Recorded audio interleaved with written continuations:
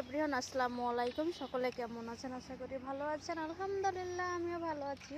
এবার আজকে একটা কথা বলবো, আমার হাজব্যান্ডের বিষয় নিয়ে আমি কথা বলবো। সেই কথাটা হলো এটাই যে আমি সত্যি সত্যি সত্যি বলতেছি যে আমি ভাগ্য করে আমি হাজব্যান্ড পেয়েছিলাম, যে হাজব্যান্ড আমাকে অনেক ভালোবাসা দিয়েছে, যে আমাকে ছোট ছোট স্বপ্নগুলো পূরণ করেছে। মাশাল্লাহ, আমার বাবা মা আমার জন্য যতটুকু না করছে তার থেকে বেশি আমার হাজব্যান্ড আমার জন্য করছে। হ্যাঁ, কিন্তু আসলে কপাল পুরো তো, তাই বলে আমি আমার হাজব্যান্ডের ভালোবাসা ধরে রাখতে পারলাম না, তাই তো নসিবে ছিল না, আল্লাহ এটা সরাই দিছে, তাই না? এটা আমি কাউকে দোষ দিব না, এটা আমার নিয়তির দোষ। হ্যাঁ, ঠিক আছে। কিন্তু আপনারা হয়তো বলবেন যে আমি কি ভালোবাসিনি? না, আমিও ভালোবেসেছিলাম। হ্যাঁ, তো সম্পূর্ণ নিয়তি কি খেলতেছে সেটা জানি না, তবে বিশ্বাস করবেন না আপনারা হয়তো, বা আমি সত্যি সত্যি সত্যি কথা বলতেছি, আমি আমার হাজব্যান্ডরে খুবই ভালোবেসেছিলাম। প্লাস আমার হাজব্যান্ডও আমাকে অনেক অনেক বেশি ভালোবেসেছিল। এমনকি আমার হাজব্যান্ড আমার ছোট ছোট অনেকগুলো স্বপ্ন পূরণ করেছে, যেটা আপনাদের মানে কল্পনার বাইরে। তো আমি আমার হাজব্যান্ডের বিষয়ে যে কথাগুলো বলেছি তার জন্য আমি ক্ষমা চাই।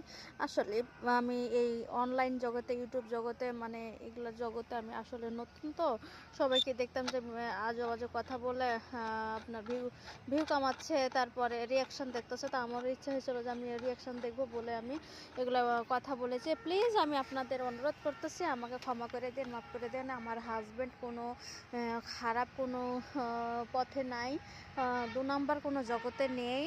আমার হাজব্যান্ড মানে রক্ত পানি করার টাকা আমাকে দিয়েছে, সেই টাকা দিয়ে আমি বিলাসিতা করেছি। বলতে গেলে রক্ত বিক্রি করার টাকা। হ্যাঁ, আমার হাজব্যান্ড অনেক পরিশ্রম করে, সে সততার সাথে কাজ করে, অনেক একটা ভালো মানুষ। তো যাই হোক, আমি তার ঋণ আমি কেমনে শোধ করবো সেটা আমি জানি না। তবে মানুষ মাত্র তো একটু ভুল করবে, তাই না? মানুষ মাত্রই তো একটু ভুল করবে, এটাই স্বাভাবিক। কিন্তু আসল কথা আমি বলতে যেটা বোঝাতে চাই, যে মানুষ ভুল করবে না তো কে ভুল করবে? গরু ছাগল? আপনারাই বলুন। তো হ্যাঁ, কিছু কিছু সে ব্যবহার একটু খারাপ করছে, তা ওটা নিয়ে মাথা ব্যথার কোনো প্রশ্নই উঠে না। কিসের জন্য প্রশ্ন উঠে না? যে সে করেছে, সে সে নিজের ভুলটা বুঝুক, সেটা আমার কোনো দরকার নেই। তো আমি যেটা আমি বলতে চাচ্ছি আপনাদেরকে, যে ঘটনা হলো, আসলেই আমার হাজব্যান্ড আমার জন্য অনেক কিছু করেছে, অনেক কিছু খাওয়াইছে, অনেক কিছু পড়াইছে, অনেক কিছু দেখাইছে, যেটা আমার মানে কল্পনার বাইরে। আমি কোনোদিন এটা আন্দাজই করিনি যে আমার হাজব্যান্ড মানে আমার জন্য এই সব জিনিসগুলো আমার জন্য করবে। এই জিনিসটা আমি কল্পনা তো কোনোদিনও ভাবিনি।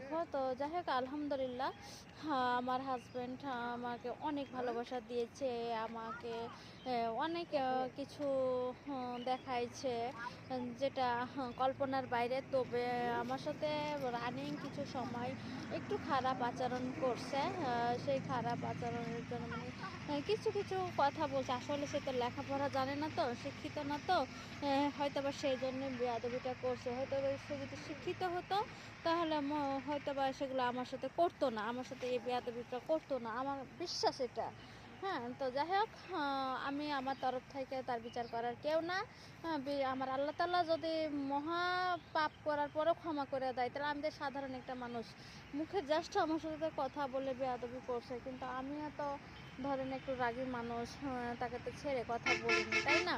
ব্যাপারটা হচ্ছে এরকম। তো ঘটনা হলো কি, যে আমার স্বামীর জন্য সবাই দোয়া করবেন, সে যেখানে থাকুক, যেভাবে থাকুক না কেন, যেন সে ভালো থাকে। আসলে আল্লাহর কাছে আমি মানে সবসময়কার জন্য বলি, মাওলা, আমাকে যদি তুমি কিছু দিতে চাও, তাহলে পাশাপাশি আমি আরেকটা জিনিস চাইবো, সেটা হলো যিনি আমার হাজব্যান্ড ছিলেন, তার আপনার মানে বুঝতে পারতেছেন, যার হাত ধরে আমি এত কিছু শিখছি, মাওলা তুমি তার ইনকামে বরকত দিও, তাকে ভালো রেখো, তাকে সুস্থ রেখো, তার সম্মান বাড়ায় দাও। আমি আল্লাহ তাআলার কাছে এটাই আমি বলবো, সব সময়কার জন্য বলবো। কারণ সে তো লেখাপড়া জানে না বলে অনেক অজান্তে অনেক কিছু ভুল করে দেয়। হ্যাঁ, সে বুঝতে পারে না যে কোনটা ঠিক করছে, কোনটা ভুল করতেছে। যদি লেখাপড়া জানতো তাহলে হয়তো পারে ছোটো ছোটো ভুলগুলো করতো না। তো শুধু আমার জন্য না, সে এমন একটা মানুষ, তার নাম হচ্ছে দুরুল হুদা। হ্যাঁ, তার নাম হচ্ছে দুরুল হুদা মাহবুদ। আমি আমার হাজব্যান্ড যিনি ছিলেন তার নাম আমি বলি দুরুল হুদা। এখনও রানিং সে আছে, কিন্তু সম্পর্কটা আমাদের দূরত্ব, হয়তো বা সম্পর্কটা নাও থাকতে পারে, সেটা তুমি জানো না মাবুদ কী করবে সেটা আমি জানি না। তবে আমি তার কথা বলতেছি, মাওলা তার ইনকামে তুমি রহমত বসাও মাবুদ, তাকে তুমি ভালো রেখো, তার সম্মানটুকু বাড়ায় দাও। শুধু আমার হাজব্যান্ড আমার ক্ষেত্রে যে সে এরকম উদার মন দেখাইছে এমনটা না, সে তার বাবা মা ভাই বোন আত্মীয় স্বজন সকলের ক্ষেত্রে সে উদার মন দেখাইছে। টাকা তো আমরা সকলেই ইনকাম করতে পারি, তাই না? টাকা আমরা কে ইনকাম করতে পারি না? টাকা কিন্তু আমরা সবাই ইনকাম করতে পারি, কিন্তু আমার হাজব্যান্ডের মতন টাকা কিন্তু খরচ করতে সবাই পারে না, পারবেও না। এটাই কিন্তু সত্যি কথা, বুঝতে পারছেন? কারণ সে কিন্তু ঝাল পাতের মতন টাকা উড়ায়, ঝাল পাতের মতন টাকা উড়ায়। কারণ তার শখের নারী আমি ছিলাম, বুঝতে পেরেছেন? তার শখের নারী আমি ছিলাম, তো সে আমি যখন যা বলেছি সে তখনই তাই করেছে। হ্যাঁ, শুধু আমার ক্ষেত্রে না, ওনার মা যে আমার শাশুড়ি মা ছিলেন, সেও তাকে মানে বাচ্চাদের মতন শাসন করছে। তার মায়ের দেখে সে এতটা ভয় পাইছে, সে যে সাবালক, কিন্তু মনে হতো না যে সে সাবালক, বাচ্চাদের মতন এতটা ভয় পাইতো। তো আমি আসলে সব কিছু মিলিয়ে যতটুকু বিশ্লেষণ করে দেখলাম, সে যদি শিক্ষিত হতো তাহলে ছোট ছোট ভুলগুলা করতো না, মূর্খ তো এজন্য এই ভুলগুলা করেছে। বুঝতে পারছেন? তো আমি তার জন্য খাস দিলে বলছি, এই মাঠে ঘাটে সবসময় বলছি, মাবুদ আল্লাহ খোদা রাসুল আল্লাহ তোমার কাছে অনুরোধ করছি, জোরহাত করছি, ভিক্ষা চাচ্ছি মাওলা, তুমি তার ইনকামে বরকত দাও মাবুদ, তুমি তাকে সুস্থ রেখো, ভালো রেখো, তার সম্মান বাড়ায় দাও। আর আমার দাদি যে মারা গেছে তাকে আল্লাহ জান্নাত দিয়েছে না জাহান্নাম দিয়েছে সেটা জানি না বাবু, জান্নাত দিলে আলহামদুলিল্লাহ, আর জাহান্নাম থাকলে আল্লাহ তুমি জাহান্নাম থেকে তুমি জান্নাতে দিও মাওলা খোদা, তোমার কাছে অনুরোধ করছি, জোরহাত করছি মাবুদ, দুটাই মূর্খ মানুষ ছিল, আমার এই কথাটুকু তুমি শুনো মাওলা। তুমি তো আমার অনেক কিছু আমাকে দিয়েছো ছোট ছোট ছোট ছোট করে, কারণ আমার জীবনটা তো ছোট ক্ষুদ্র, তাই না? আমি বড় কিছু চাই না, কোনোদিন চাওয়ার ইচ্ছাও করব না, কারণ বড় কিছু আমি কি করব, কিন্তু ছোট ছোট ছোট ছোট জিনিসগুলো আমাকে অনেক দিয়েছো। তো মাবুদ তুমি আমার এই যে এই আশাটুকু পূরণ করো মাওলা। আর আমি এখন নতুন যে স্বপ্নটা দেখতেছি, যে আমার ক্ষুদ্র ক্ষুদ্র স্বপ্ন আছে সেগুলো পূরণ করো, মানে চাহিদা আছে সেটা পূরণ করো। আর মাবুদ কিছু আমি অসহায়ের জন্য আমি কিছু করতে চাই, আমি একদিন কতটা অসহায় ছিলাম, সে সকল অসহায়গুলো যেন আমি দেখতে পাই, আমি নিজে যাচাই বাছাই করতে পারি, সেই ক্ষমতাটুকু আল্লাহ তুমি আমার এই দিও, তাদের জন্য যেন আমি কিছু করতে পারি। আমি এই স্বপ্নটাই এখন দেখতেছি। কারণ আমার জীবনটাকে কি 100-200 বছর আয়ু দিল, আমি নেবো না, এত বছর আমার বেঁচে লাভ নাই। আমাকে তো মরতেই হবে, যত তাড়াতাড়ি পারি তত তাড়াতাড়ি মরে যাওয়াটাই শেষ, তাই না? কিন্তু তুমি যখন বলবে তখনটাই। তো আমি কখনো 5 তলা স্বপ্ন দেখি না, আমি কখনো 50 ভরির গয়নার স্বপ্ন দেখি না, স্বর্ণের স্বপ্ন দেখি না, 50 ভরি স্বর্ণের স্বপ্ন দেখি না, আমি কখনো 200 ভরি 200 ভরি চাঁদের রূপার স্বপ্ন দেখি না, আমি কখনো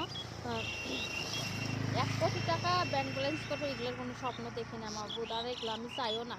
তো আমি তোমার কাছে অনুরোধ করতেছি খোদা, তুমি আমার এই কথাটা শুনো, একটু বুঝো আল্লাহ, তোমার কাছে ভিক্ষা চাইছি মাওলা, তুমি একটু দয়া করে দাও আল্লাহ, রহমান রহিম খোদা রাসূল আল্লাহু আকবার, আল্লাহ তুমি সব কিছু পারো, সমস্ত গুনাহ মাফ করে দিয়ে আল্লাহ, তুমি এই স্বপ্নটা আমার পূরণ করো আল্লাহ, কারণ তোমার কাছে কিছুরই কমতি নেই, তুমি আমারই পূরণ করো আল্লাহ। আমার স্বামীকে ভালো রেখো, আমার স্বামী কখনো খারাপ পথে ছিল না, কোনো খারাপ কাজ করেনি, সে কোনো মাদকাসক্ত ছিল না, সে কোনো মাদকের সাথে জড়িতও ছিল না। তো এটাই আমার স্বপ্ন, আর এটাই আমার চা পাওয়া। তো তোমার কাছে আমার অনুরোধ মাবুদ, যে তুমি আমার এই কথাটা শুনো মাওলা, তুমি শুনো, তোমার কাছে এটা আমার অনুরোধ, তোমার কাছে ভিক্ষা চাচ্ছি আল্লাহ, তুমি আমার স্বামীকে ভালো রেখো, কারণ যিনি আমার স্বামী ছিল সে যেখানেই থাকুক, যত দূরে থাকুক না কেন, সে ভালো থাকুক এটাই আমি চাইবো।